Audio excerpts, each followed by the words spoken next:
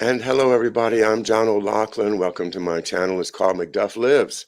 And this morning, I'm delighted to welcome to the channel for the first time the author, journalist, historian of great value to me over the years, because I've been studying his work for about almost 4 years now.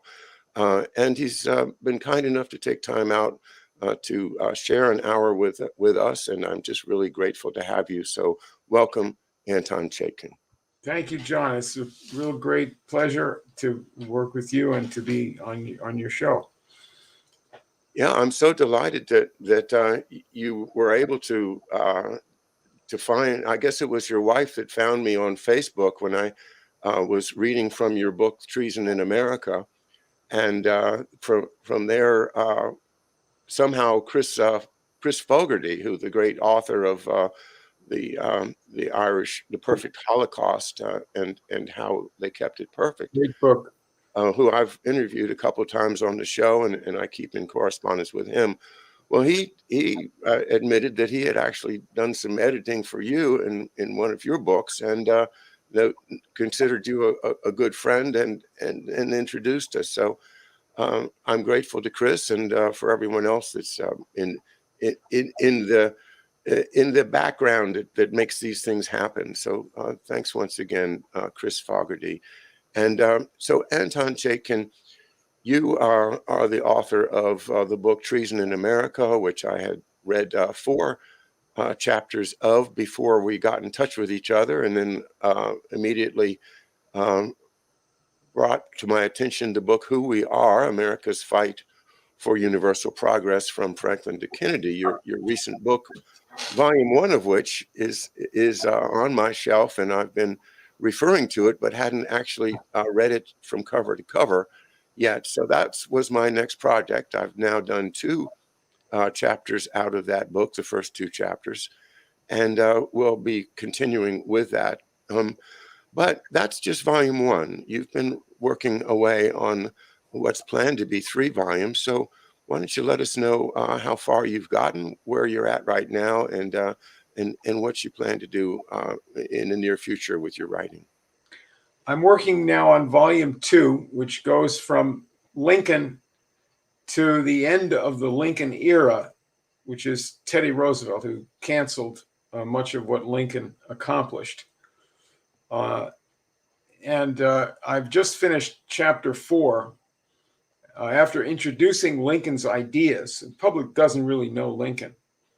They don't know what he stood for, what he believed in, and the tremendous change for the good in the world that he brought about as president. But chapter 4 is the first of 3 chapters planned on his presidency, and it's called Lincoln versus the Money Power. And I'm going through the issuance of greenback currency by Lincoln, and I want people to be able to compare that to what's been going on in our era, where the Federal Reserve Bank issues money, whether it's paper money or usually in bank deposits, massive amounts of it, which it not only causes inflation, but is a spur and the fuel for destroying the economy. And I want people to be able to understand the absolute difference between these 2 ideas, these 2 kinds of currency, these 2 systems of economics. Lincoln and the American system, the American Revolution, and a sovereign nation, and the program for that, versus what the Federal Reserve represents. Not so much that it's owned by bankers. That's really not the issue. The country is, and the system is owned by bankers. That's the problem. It's not a formal problem. It's a problem of power and ideas. And so people deeply misunderstand this whole issue, because one thing is they fixate on money too much. The love of money is the root of all evil. Every good philosophy teaches us that. So what I've done in this chapter is to go into the dramatic showdown that happened not long after the Civil War started. Abraham Lincoln was president, and he and his close allies put through the Congress a new currency. It was called legal tender notes, and became popularly known as greenbacks because the back of the note was printed with something, and you didn't usually have anything, and it was printed with green ink. So they became a very popular currency, but they had a showdown about passing this law. It was an emergency law. And this was with a set of bankers headed up by a very obscure but powerful person by the name of James Gallatin. He was the principal opponent of Abraham Lincoln, president, in this showdown. Is he related to Albert?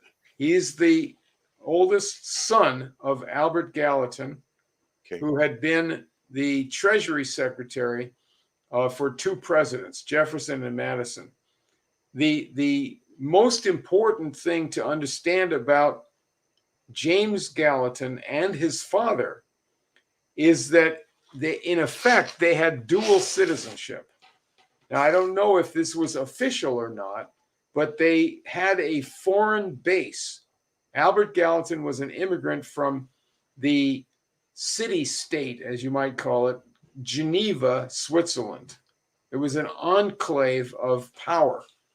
And they maintained, the Gallatin family were patricians, a kind of aristocrat going back centuries in that place. That place was set up as a kind of an offshoot from Venice and the old Roman Empire.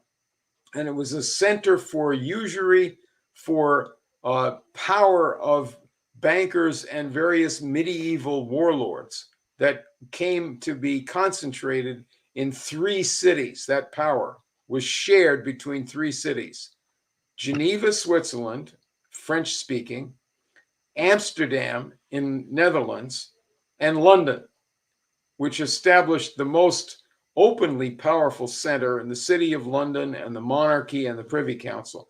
These three centers, Geneva and Amsterdam and London, set up what should be called the Anglo-Dutch Geneva, or just the Anglo-Dutch monetary system and global system. The Wall Street and Boston financiers were part of that system. They came to be an integral part, and then a lot of the power was shared between London and New York. But that's our present system. So when Lincoln was confronting the bankers, James Gallatin at that time was the lead banker of New York. And he represented all the biggest banks in this confrontation with the Lincoln government over this law, the Greenback Law. He represented the biggest banks of New York, Boston, and Philadelphia, primarily New York and Boston, because there was a counterpower in Philadelphia. And James Gallatin, representing this old European imperial center. Remember, Geneva, as I showed in my first volume, Geneva was the center of intelligence, secret service activities, but even more important than that, they were a propaganda center for this idea that nations must not be allowed to have sovereignty, that the power in the world operating through markets and through secret services and through various intrigues and if necessary, wars, the power was in the hands of a global banking confederacy. And imperial corporations like the East India Company, they had many of the shares of the East India. So this group of bankers, headed by James Gallatin, when this law was proposed by the U.S. government, it was an emergency. We didn't have funds. The South started a civil war, and the previous administrations had bankrupted the U.S. federal government had no funds. We didn't have an army to speak of. We had 3,000 available troops. And so we needed an army of hundreds of thousands and massive defense spending to get to fight to save the country. And so in this emergency, before we could set up a new banking system to take the place of this rotten international rules system, they wanted the Congress, Lincoln's allies in Congress put this law up for adoption. And the bankers were furious, and they sent a delegation to Washington headed by this guy, James Gallatin. And he demanded a meeting with the Treasury Secretary, Salmon Chase, and with the two congressional committees, the House Ways and Means Committee and the Senate Finance Committee. And all of them met in the Treasury Secretary's office in Washington. And James Gallatin demanded no greenbacks. You're not going to do that. What you need to do is the government must deposit all its funds in the large private banks associated with our little group of bankers in New York. And the government must issue bonds, that is, take loans from those bankers at whatever interest rate the market sets. In other words, whatever these bankers are willing to give. And they're not only the bankers in New York primarily, but also in London, where they would underwrite that, co-underwrite it with Wall Street. Lincoln and his allies said, no, we're not going to do that. We are going to have a national currency. They hadn't had it since the 1830s when we had a U.S. bank, Bank of the United States, that issued currency. But we're going to have a national currency. It is not backed by gold, but it will be backed by the new and absolutely huge energy of the USA and its national government in building up the industry, the science, the skills, the railroads, the farming, the science, particularly new technology and raising wages, all this together. But it's based on production being put into full-scale operation in the country where it had been down under the rule of the slave owners and Wall Street before that. So in a technical sense, you could say that the money was going to be good, even though it didn't have gold backing it. It had something more important backing it. It had the commitment of the country, the nation, to produce more and more of things that gave potential and power to production and to skills in the future, so that you had more and more goods, agro-industrial goods being produced to match the currency way beyond what the currency was, so that the money was good. It could buy something real. To contrast that with what we have in recent decades, where the Federal Reserve System that was set up 100 years ago, 1913, as part of the international banking central bank system. And what it does in our era is it issues massive amounts of new money, which is not intended to improve the actual economy.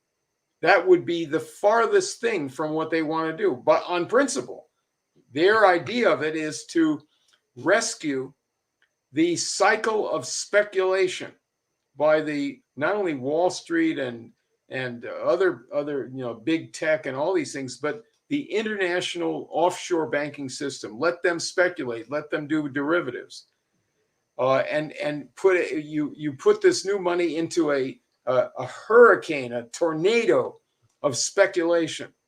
They also issued I don't know how many hundreds of billions of dollars to the citizens during the COVID epidemic. that help to add to the money supply. But the amount of money going into the speculators is way more than they doled out to the population. None of this is effective to solve the economic problem of the country.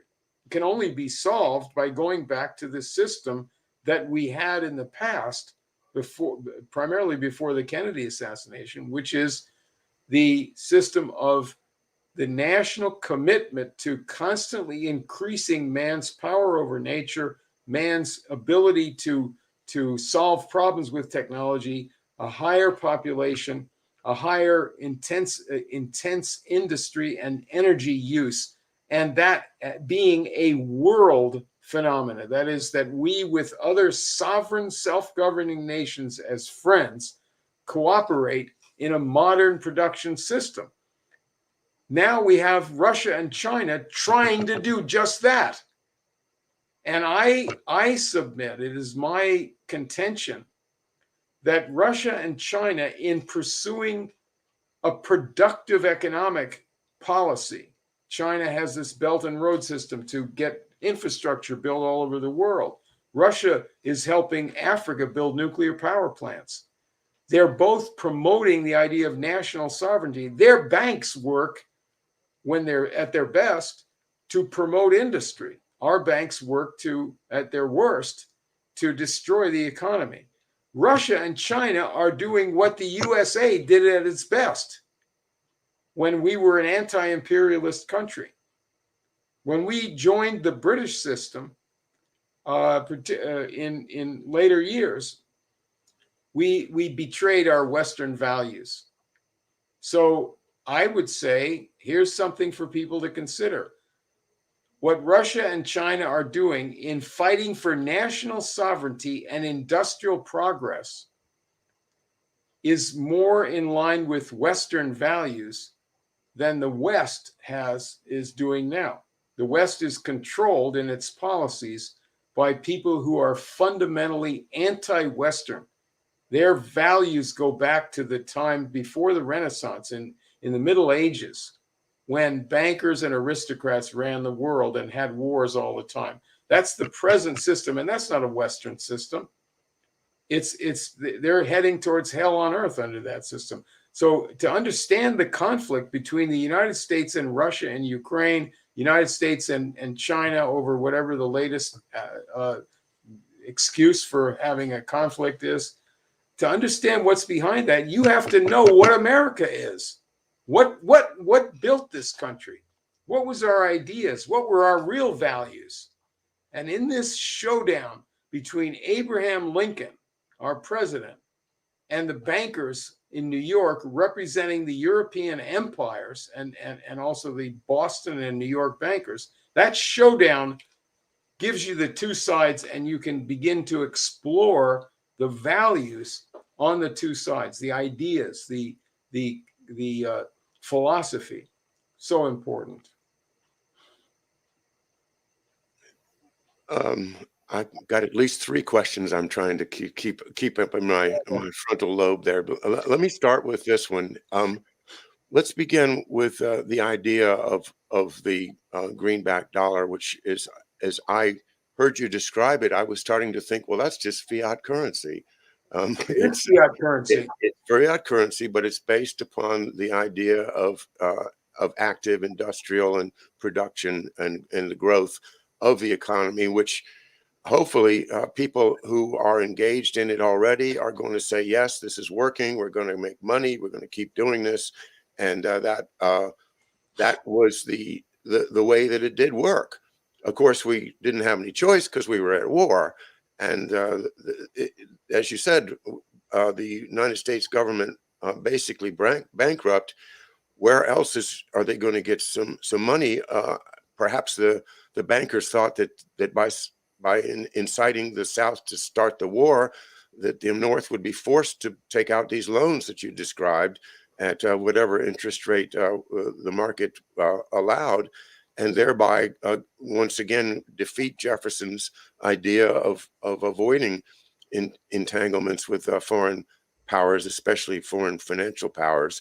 So the question is, in context of the times, the model was borrow money from a bank. The government just, that's what they did. How did the idea of just printing money based upon the national goodwill, or as you say, a fiat notice in the currency that says this is legal tender, you can't refuse it as a payment for a debt. Um, how did that idea generate, and were there historical precedents? Did somebody just come up with it? Did Lincoln have a vision and a dream? Where did this come from? Right, so I want to, first of all, let's look at the background of fiat currency. Fiat is like the government just decides to print money Yeah, without gold behind it. So this in the American Revolution, the Continental Congress was representing a revolution, but not a real national government. We didn't have a national government. The colonies, declaring themselves states and United States, had formed it was like a coalition of the states. And the Congress had no power to tax anybody. And there was not really any operating industry on the scale that would have produced tax revenue anyway. So they issued Continental Notes, as they were called, from the Continental Congress. And these depreciated in value very rapidly. This was still live in the memory of Americans. And it's also happened in many other countries as well, when they didn't have resources and they simply printed money. That happened to the Germans after World War I, when they had been the power to, the production of that country was taken from them in the treaty after there. So we had this memory of this failed currency. And what was the policy of the Lincoln government? You have to start with the policy, the program, the economics. If you simply concentrate on the money by itself, I have to say it, you're a fool. You've been fooled, because the whole question of modern times is whether you have progress of a society which is based on industrial and scientific and agricultural progress, or you have usury. Now, usury is a term that in our modern use of it, especially when bankers are making the dictionary, it simply means charging too high an interest rate or charging an illegally high interest rate. But the word in history connotes a power of bankers or money lenders to oppress the borrowers and to blackmail them when they have to go, like you go to the mafia if you're in trouble and you want to borrow. Governments have historically been under the power, as well as individuals, under the power of great bankers. And usury is about their power. Now, James Gallatin, in 1859, the year before Lincoln's election, made a speech in New York City about usury. And this was a defense of usury. It was a defense of the bankers.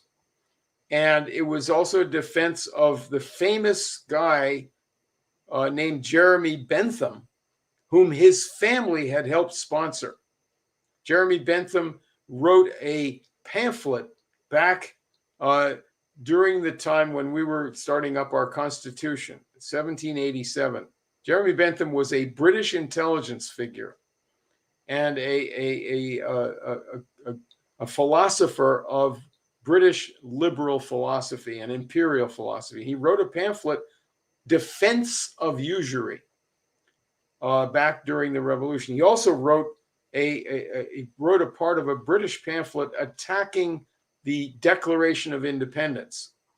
So Bentham despised the United States as a concept. The whole idea that a nation would defend God-given rights. He didn't believe in God, and he didn't believe in man's rights, either one.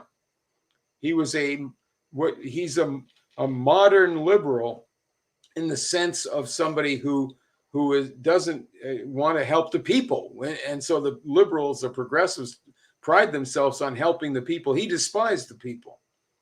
And he represented the British Secret Service. He was a very high official in the British Secret Service in the early 19th century. The Gallatin family helped to sponsor him. I go into the background of that whole thing. So in 1859, just before this showdown of Lincoln with James Gallatin, this New York banker, whose father had been Treasury Secretary, his father had been then a New York banker in Astor's Bank. James Gallatin took over his father's position, became really the top banker in New York City.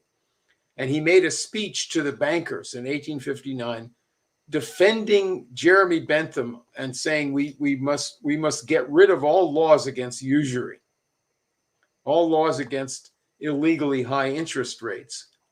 But really what he's talking about, he said in that speech that the governments are set up to protect property and to religiously enforce contracts.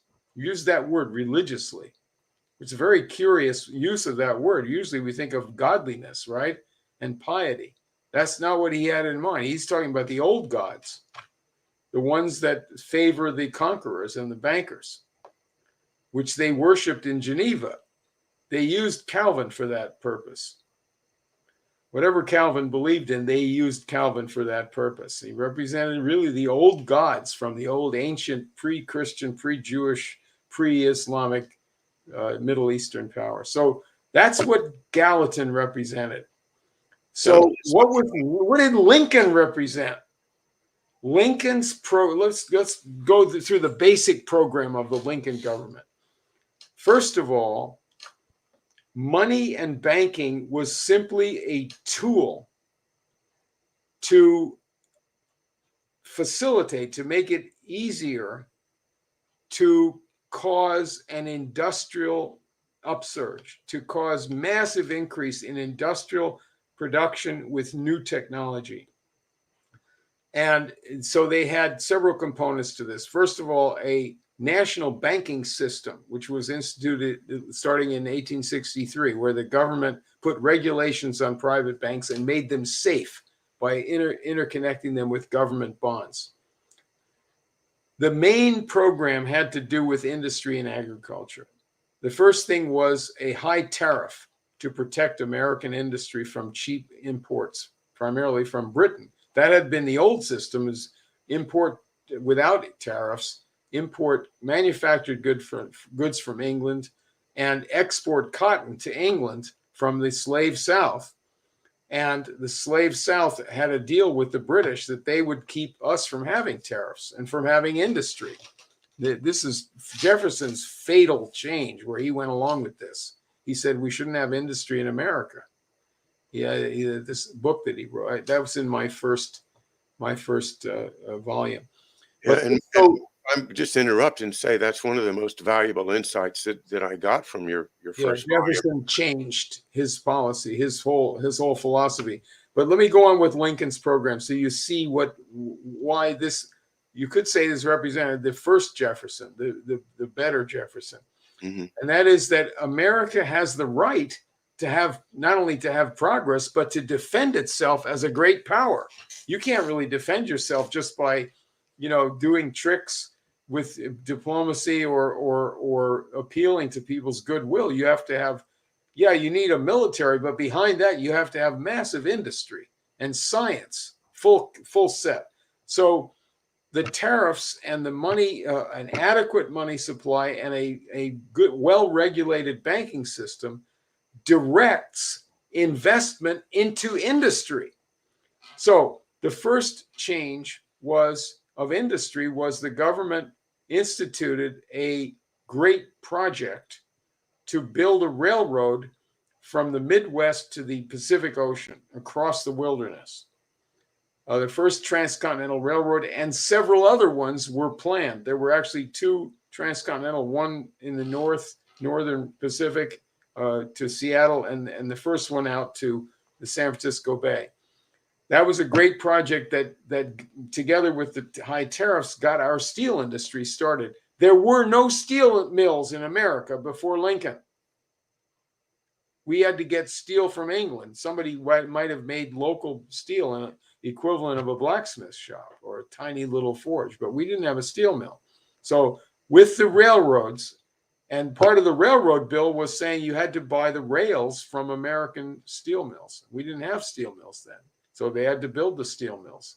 And it was the Philadelphia nationalists who were backers of Lincoln who started the first steel mills with using the most modern technology and paying good wages, because they did it to develop the country as well as to make money. They believed in developing the United States. That was their politics.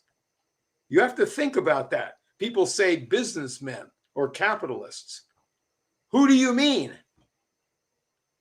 These guys were both businessmen and capitalists, but they were also political nationalists, and they believed in building up civilization. They were decent people, and they had an enterprise for a long period of time, and they looked to the future, and they wanted to build up a future for their grandchildren and for their country. That's one thing, the railroad. The next thing was to reform agriculture. Under slavery, we exported tobacco and then cotton to foreign countries. And we bled the soil of its nutrients, didn't take care of the soil. Also, the grain farmers would produce wheat and corn and ship that off to New York to be sent over to Europe. Well, Europe was involved in wars all the time. So we had a market for people who would starve if they didn't get American grain. But what did that do to the soil? You want to have, and it's Henry Carey, the partner of Lincoln in the program for the Republicans. Henry Carey was his chief economic advisor and a partner in developing the whole Republican Party policy for the Civil War. So Henry Carey, together with leading scientists, Justus Liebig in Germany, said, look, we've got to reform this whole agricultural system in America. We have to have local industry where you recycle the nutrients from the soil. You have manure, you have to have farm animals, but also manure means fertilizer. It doesn't just mean cow dung. And they started producing artificial fertilizer made from minerals.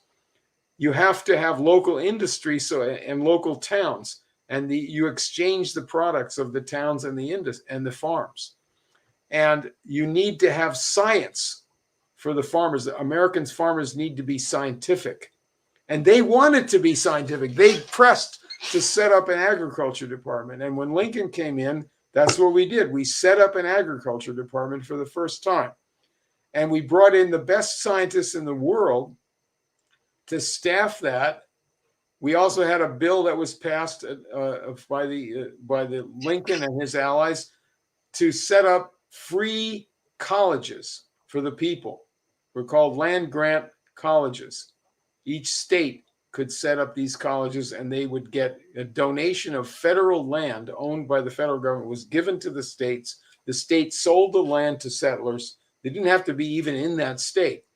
And the money from that would go to fund a college that didn't charge tuition and that was free, so that people who were primarily farmers, but also workers, could send their children, their sons.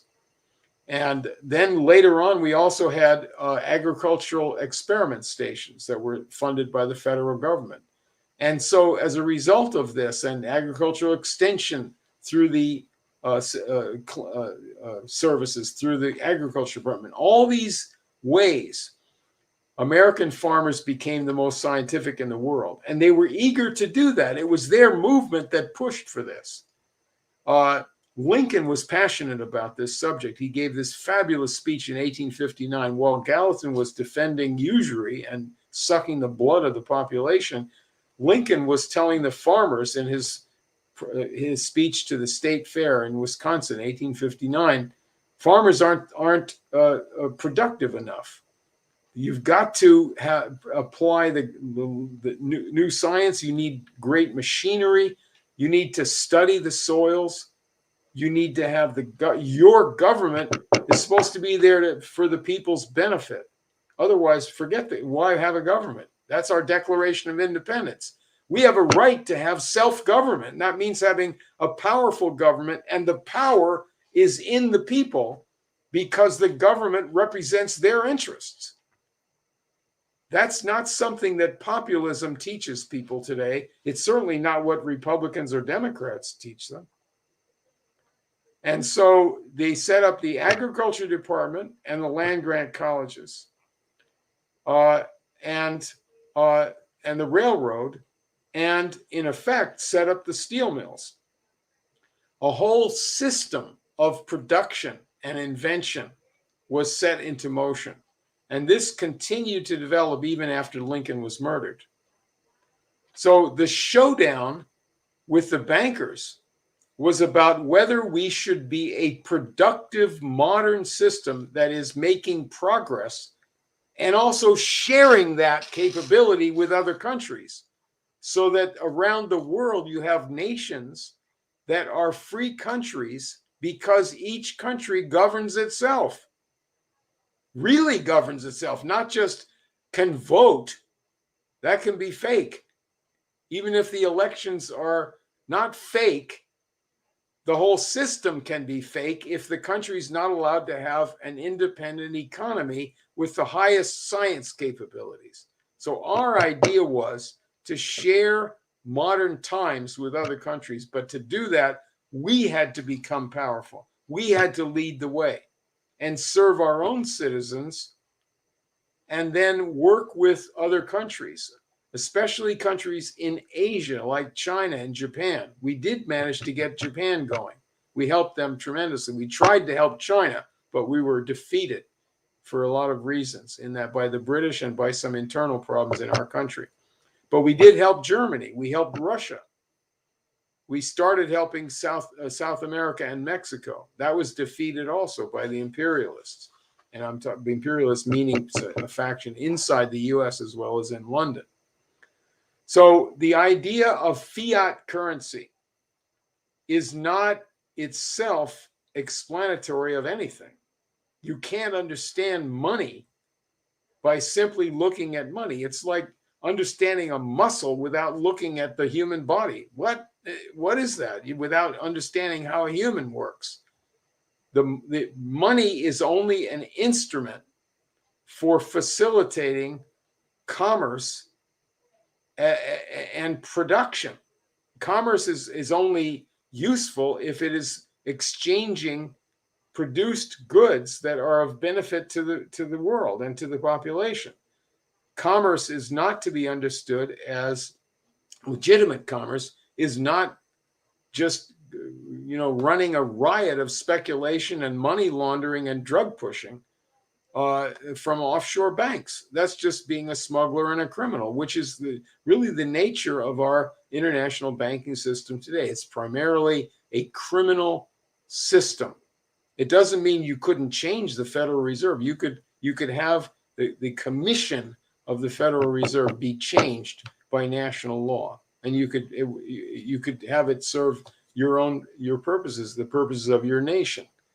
That's the issue. Is shall we have progress, which many people today don't believe in? They don't like the progress. Or should we have the usury and the power of the bankers? Those are the two systems that are possible in modern times. You can't say, let's just have the powerful people leave us alone. They won't leave you alone, and to the extent they have power, they're driving us to hell and to death, to wars that are and will not have a good end. Survival is only possible with progress. You can point to what happened to the American Indians on this score, on this subject. They did not have, the Plains Indians in particular, were in a primitive technological state. They were hunters using buffaloes that occupied a huge territory. And they could not defend their way of life against the expansion of the United States to the West Coast. That's what destroyed their way of life permanently. The issue should have been taken up by the Americans in the 19th century, and especially as we got more and more power from what Lincoln accomplished, from our great industry and our new great wealth and skills. We should have developed the West. It was never done. Lincoln, in his speech preparing for this money showdown, in December of 1861, he made a fabulous speech, a message to the Congress, where he said that we're going to have 250 million people in the country, but people alive today are going to live for that. And we're going to have a nation that is powerful. And the South is going to be included in that. We're going to change the South. We're going to build railroads in the South. And that's my vision for the future. If we had done that and hadn't had the imperial faction take over the policy of the country and cancel the frontier and cancel the great buildup we should have had in Montana and Idaho and Nevada and Arizona and Colorado and the West Coast, if we had done what we had planned to develop that as new industries, new cities, and a very large new population, we would have had a fabulous increase in available jobs and opportunities to offer the American Indians. Instead, that area was kept almost as a desert by the design of the Eastern establishment and the London imperialists. Teddy Roosevelt did their bidding. And as a result, the people who wanted to be fair and just to the American Indians, instead of betray them and betray our treaties, like what happened, they had nothing to offer because our country was strangled in the West, just like it was strangled in the South. And the South never developed as Lincoln wanted it to. He wanted to have industry there, change the character of it.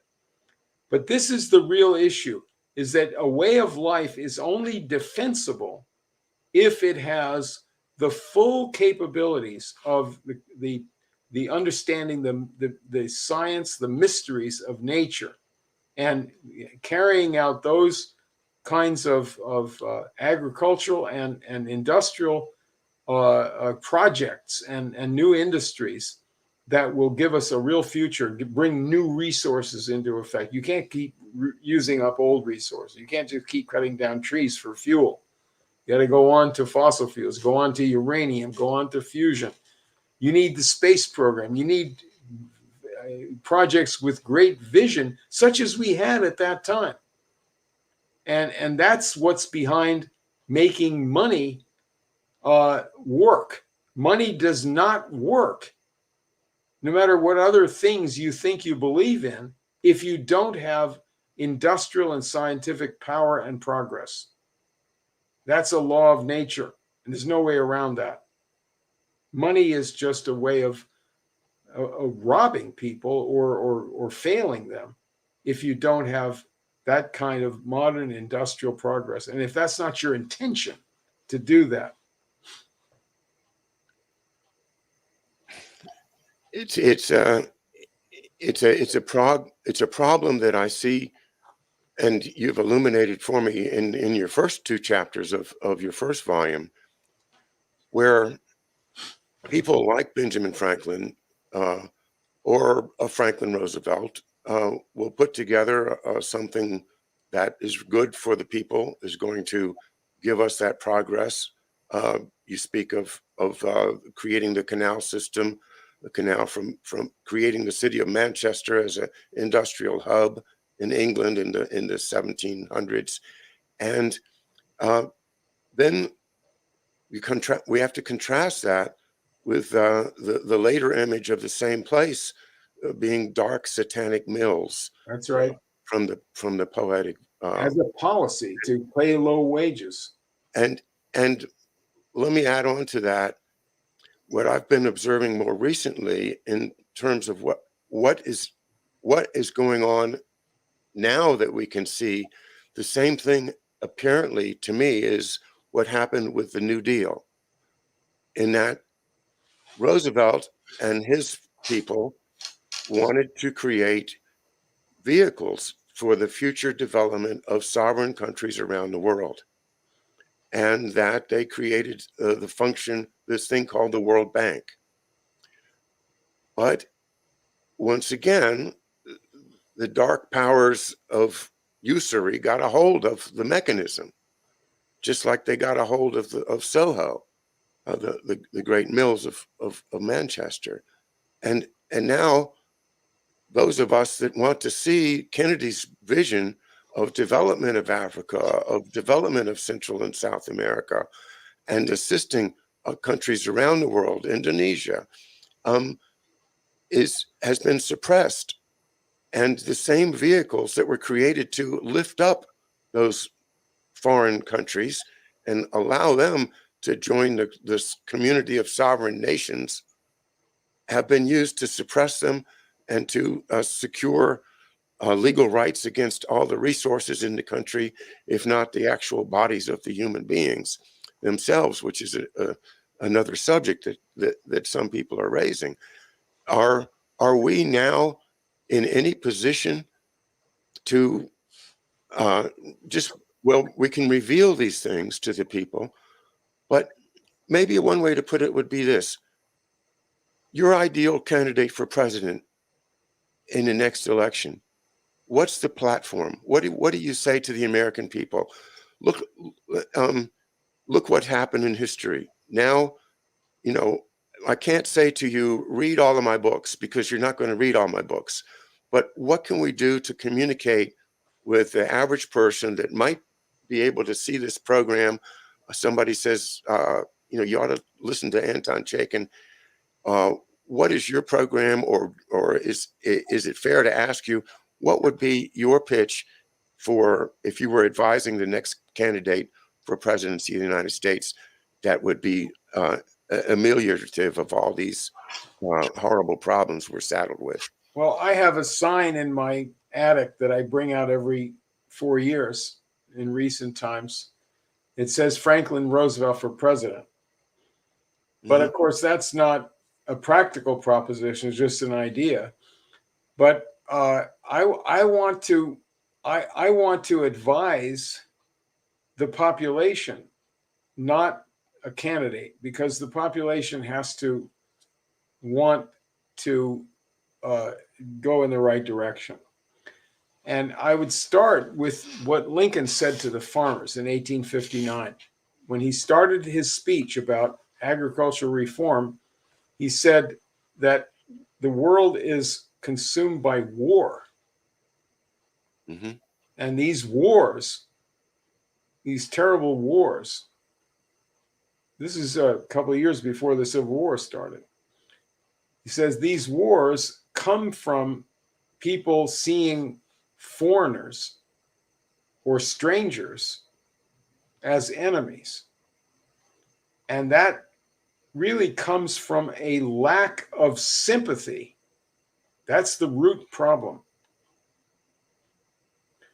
Now, if you look at America today, there are a lot of explanations for why people in America lack sympathy for their fellow human beings. I know many, many, many sympathetic people up to a point. The world has about 8 billion people in it. And these people have the same kind of needs that we do, basic needs, material needs and cultural needs and so forth. They're also threatened as we are, even though we don't think about that. We don't think about, most Americans don't think about, at least consciously, about the threat of nuclear war, which is a very strong threat by our present policies. But we don't, Americans, by and large, think nothing about what's going on in the rest of the world, especially from the standpoint of what do the people need who are my fellow human beings in these other places, who don't have electricity or who are involved in wars that the Anglo-Americans start, or who can't have industry like in Mexico or Central America because of our globalist system that doesn't permit these nations to have modern jobs. Of course, that hits us. We complain about the immigration, but why are they leaving there? Because of our system.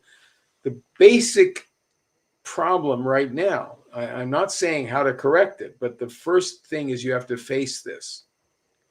People lack sympathy for the real world.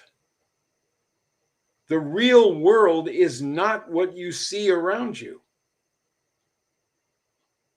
That, if that sounds like I'm metaphysical or I'm superstitious or something like that, or I'm a conspiracy theorist, get that out of your head. When astronauts go into space, they commonly have what's known as the overview effect.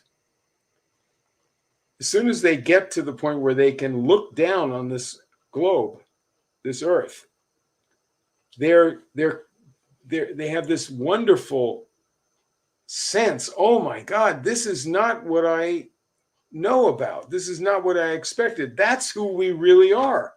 They look at the reality of the world. We are a part of that. Of course, that's also part of a greater universe. But they see our home on this Earth. There's a joke about aliens who ask each other, is there intelligent life on Earth? And one of them says, no, there's no intelligent life there. They're pointing their missiles at themselves. Mm. But so the astronauts see this. Now, when you think about Donald Trump or Joe Biden, and you're consumed with fury about one or the other, where is your sympathy for the rest of the human race? You're not looking at reality. If you are taking care of your family and your neighborhood under good circumstances, that would be a wonderful thing. And it's always wonderful to take care of your family and to show love. There's no civilization without a family and without the love that's at the basis of it. But love is what governs the whole universe. And it has to, that's the natural universe. It's creative. There's a creator. And our concept of that, the best idea of God is based on this idea of love. And all of these human beings who have the capability of doing such good, if they're not destroyed and if they're taken care of from childhood, so they can flourish, they are your brothers and sisters. And that is reality. That's not just an ideal. That's the problem, is that all of the political and philosophical ideas, and especially in economics, which can be a brutal, evil subject,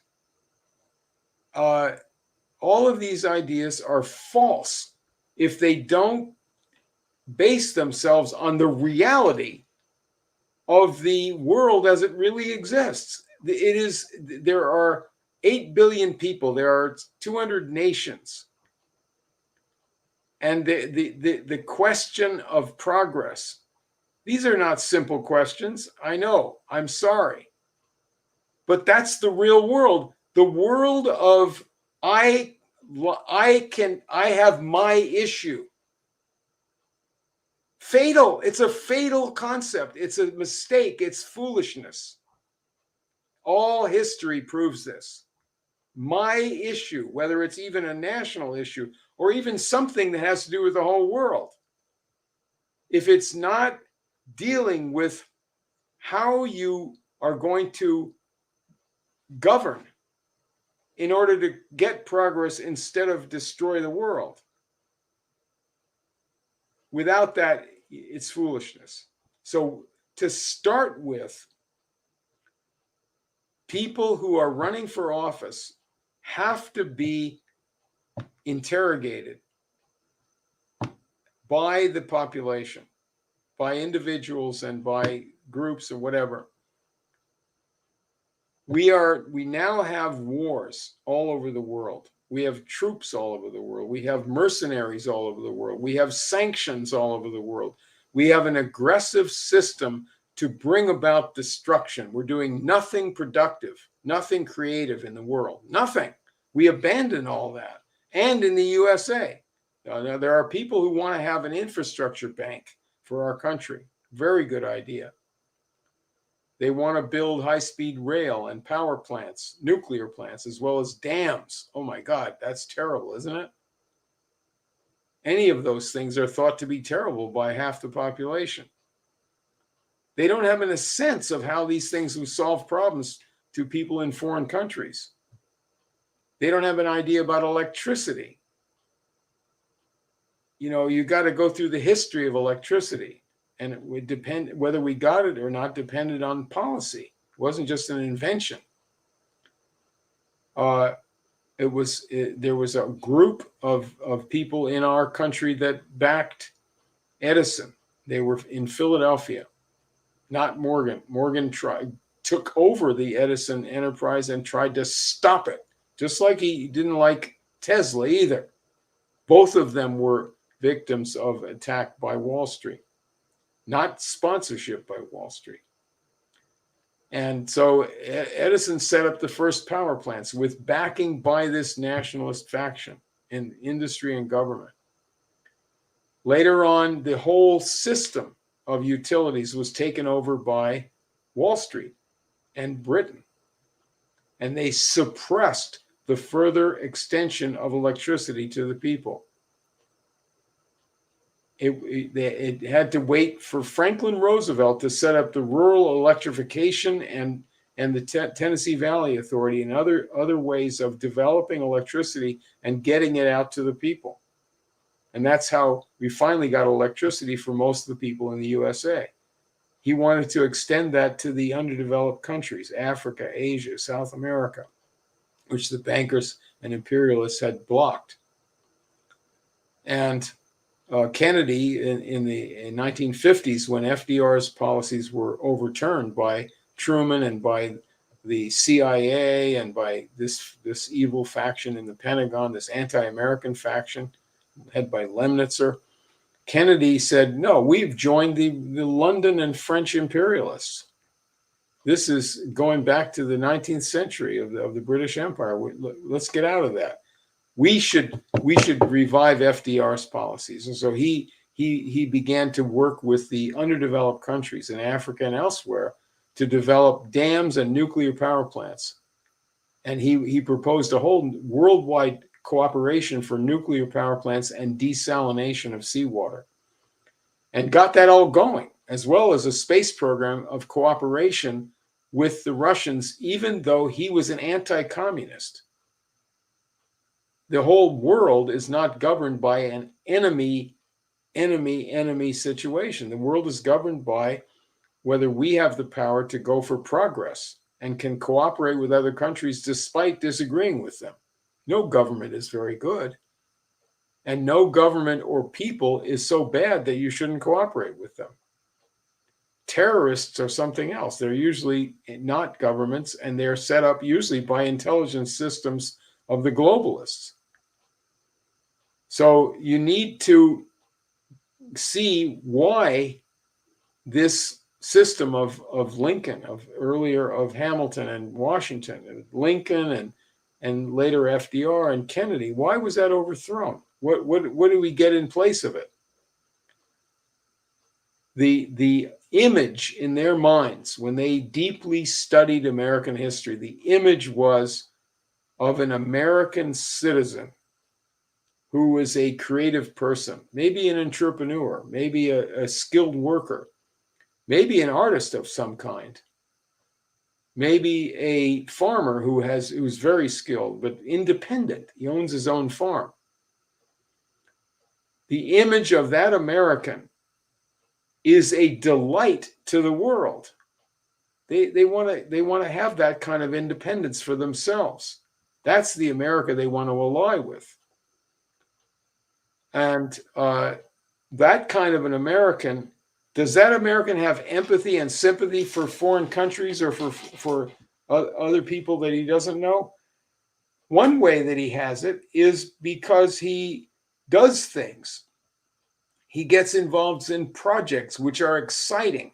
The excitement of doing something that has a great future, that's bringing something new, that's useful to the world, that he can be proud of doing. That's where he gets the sympathy from. It's not just because he decides this is right and that's wrong. You start at the age of 2 years old.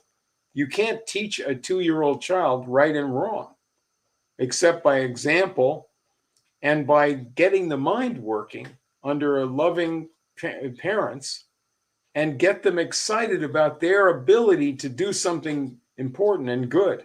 They get, as they grow up, they have this ability to contribute something if they get the right opportunities, including in their own family. That's what we should be promoting in our school system. And that's where sympathy comes from, because you are actually participating as a skilled person in the progress of your own community, your own country, and of the whole world. You're not saying that we sacrifice our country to the world's demands or the world market demands or to some foreign, rule maker. Right now we have this system called what is it called?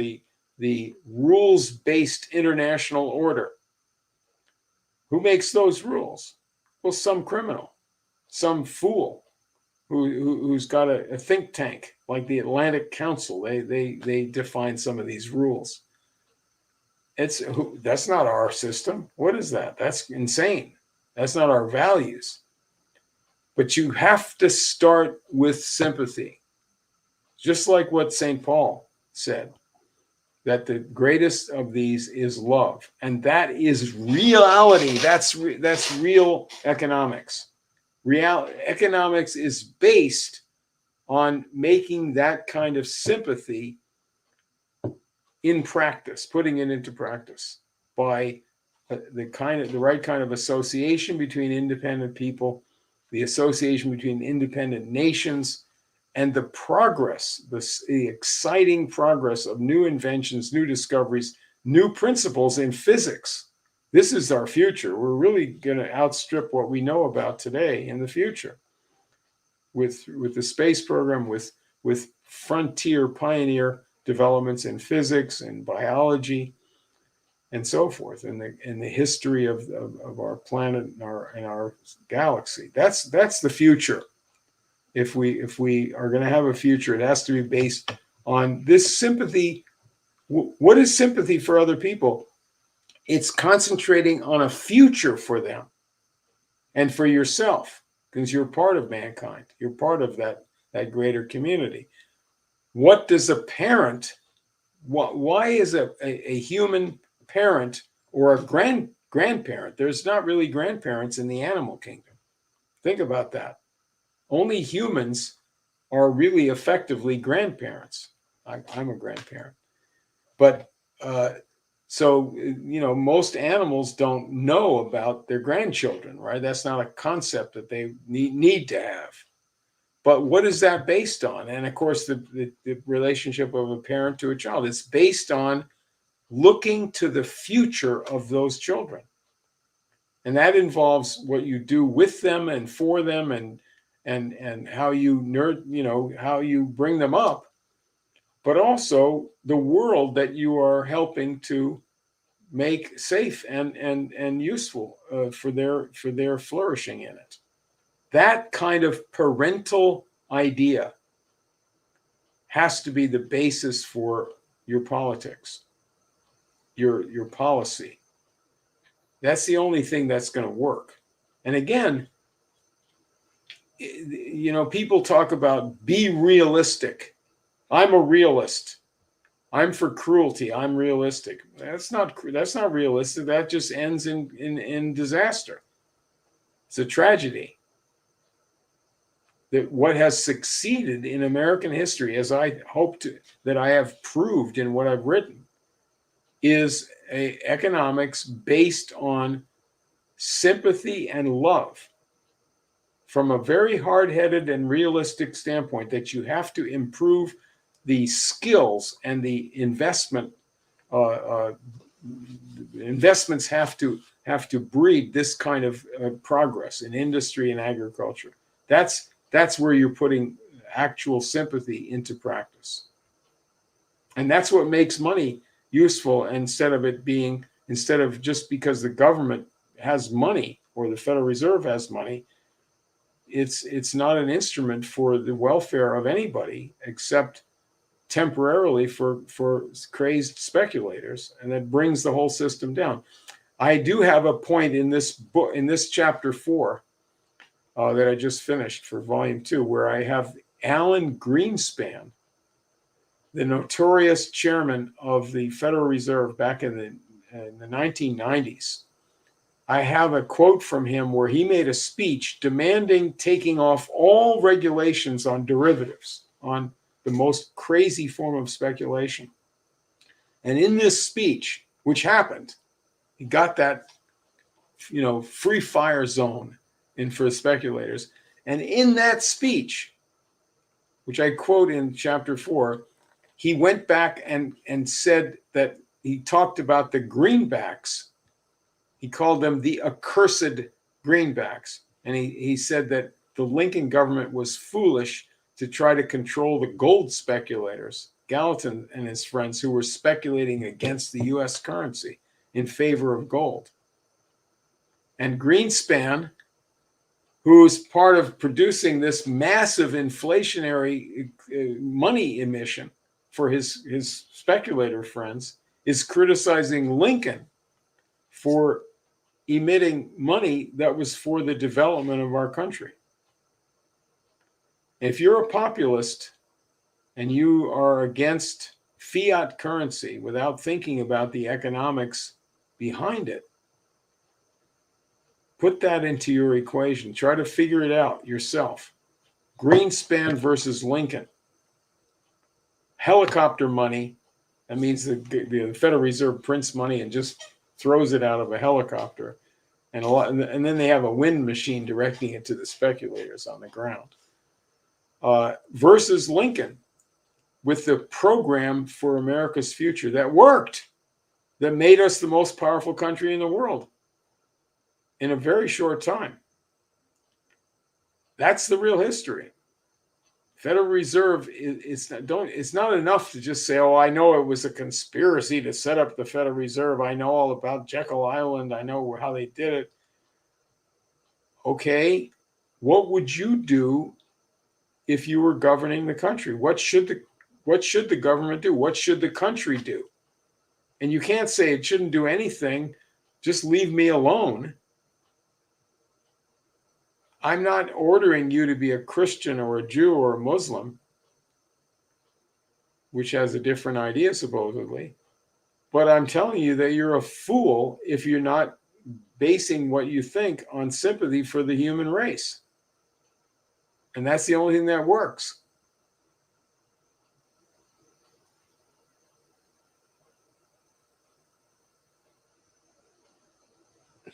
Tony Chaitkin, thank you so much. I hope we can get together some more, because I've got notes here and a dozen questions that flow from what you've just shared with us. My sense is that you're working very hard to expose the true history of the United States out of what I would say sympathy for the people of the country, the people of the world. And that expression comes through writing. And I have enjoyed your writing for a number of years now. You've titled your book "Who We Are," and it sounds kind of simplistic in a way, but on the other hand, we don't know who we are right now. And you're here to remind us of who we truly are. The soul of America, if I may be so bold, has got to be revived. The efforts of our usurious bankers and the people that profit from that are a denial of the essence of what you're saying. The universe is love. I agree with you. They don't. I agree with you that we need to have personalities in our public offices, such as the presidency, that have demonstrated that love of family, community, and service to humanity that always surfaces for a while, and then it gets quashed in the sense of the assassination of so many leaders, and John F. Kennedy being the big one that looms over my life. Um, in in conclusion, I guess we do have a duty to be good and kind and sympathetic to our neighbors, and to think about that 100 or 150 people that you might know and are closest to you as your primary political duty, which is one of the things that I hadn't considered before our talk this morning. That I have a duty, not only just because I love somebody, or they're my sister, or my neighbor, but also because it's the sinews of America. It's the thing that holds us together as as a nation. The themes of respect for the sacrifices and the work, and the prayers, and everything that has gone into what has brought us to today. We've got to revive a sense of the goodness of the American soul, and I think that's what you're doing for us, Tony, and I'm very grateful. Thank you. Thank you. All right. Well, we're going to wrap it up here, everybody. It's been a little bit more than an hour, but I hope it's been, for me, it's been very, very fruitful. Tony, I look forward to getting back together with you soon. And everybody, get yourself a copy of this book. Support Tony's work, Who We Are, America's Fight for Universal Progress from Franklin to Kennedy, Volume 1 by Anton Chaitkin. Thanks, everyone. Thank you, John.